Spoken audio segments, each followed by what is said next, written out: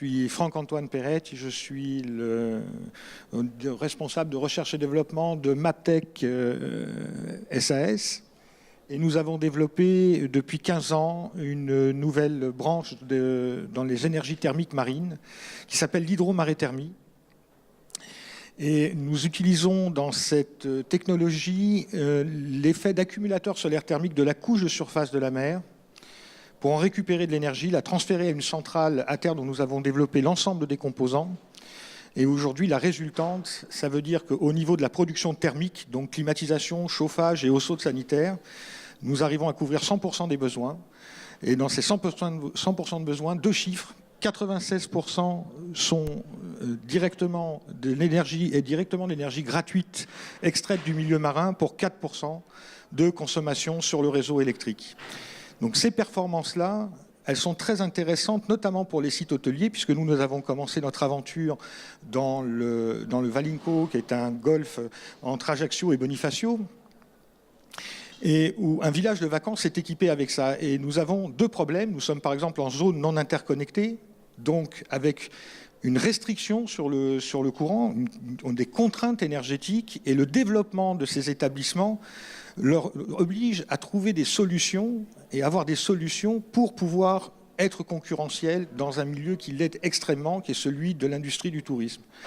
Donc ça, ce sont des éléments qui ont permis notamment à cet établissement aussi d'obtenir l'écolabel européen cette année. Du moins, ça y a contribué fortement, pas que, mais ça y a contribué fortement. Et aujourd'hui, nous poursuivons notre développement, notamment aussi dans un autre secteur qui est celui de la croisière et du transport de passagers par bateau, puisque nous avons des rotations de bateaux. Nous sommes en Corse, c'est une technologie qui est née en Corse. C'est d'ailleurs pour ça que nous avons été aussi invités par l'Agence du tourisme et de la Corse.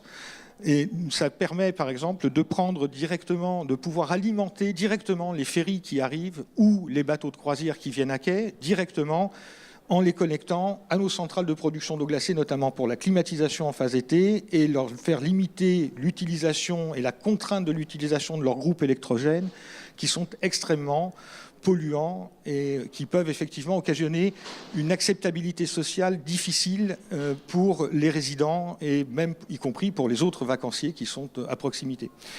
Donc c'est aussi l'énergie, aborder le tourisme sur la phase de l'énergie, c'est aussi quelque chose de très important pour l'avenir de ce secteur d'activité, qui est celui de l'industrie touristique, parce que cette éco-responsabilité et cette nouvelle façon aussi de produire est intéressante, non seulement financièrement, bien évidemment, pour l'exploitant, ça c'est clair, puisqu'on voit bien la différence, 96% gratuitement, 4% sur une facture, c'est clair que ça c'est parlant pour l'exploitant en termes financiers, mais aussi pour l'image et surtout l'attachement qu'on va pouvoir greffer à un écotourisme responsable en abordant une situation d'une façon, dans une autre approche. Et on remet l'homme un petit peu au cœur des débats dans cette histoire-là. Voilà. Donc, nous avons aujourd'hui pour prospective, on va dire, d'instruire peut-être des études de faisabilité sur les ports de commerce, justement, pour y rattacher ces navires, d'équiper d'autres centres hôteliers, et notamment le centre dans lequel, puisque c'est une technologie qui a aujourd'hui 15 ans de recherche et développement derrière elle, nous ne sommes pas arrivés comme ça sur le marché. Nous sommes les seuls à la faire, bien évidemment. C'est à 95% français dans les éléments qui la composent. C'est important aussi aujourd'hui de préciser ce genre de choses, même si la vocation du tourisme, c'est la mondialisation. Mais c'est important aussi de dire qu'on développe des technologies extrêmement novatrices dans nos territoires.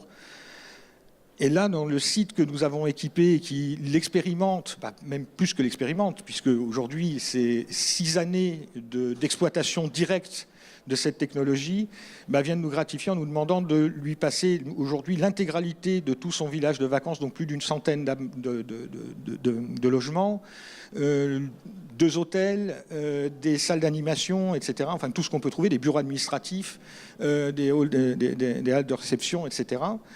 Nous a demandé de le passer en hydromaréthermie. Et ce que nous allons essayer de faire dans le courant 2019-2020, c'est de le déconnecter complètement du réseau électrique en autoconsommation sur du photovoltaïque, puisqu'on a tellement peu, pour un rendement extrêmement grand, on a tellement peu de consommation électrique qu'on va pouvoir très facilement et beaucoup plus facilement le mettre en autonomie.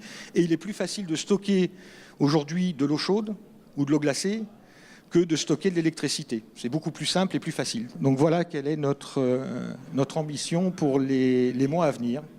Et écoutez, on vous souhaite à tous d'essayer de profiter de toutes ces technologies qui aujourd'hui s'offrent à vous. Merci.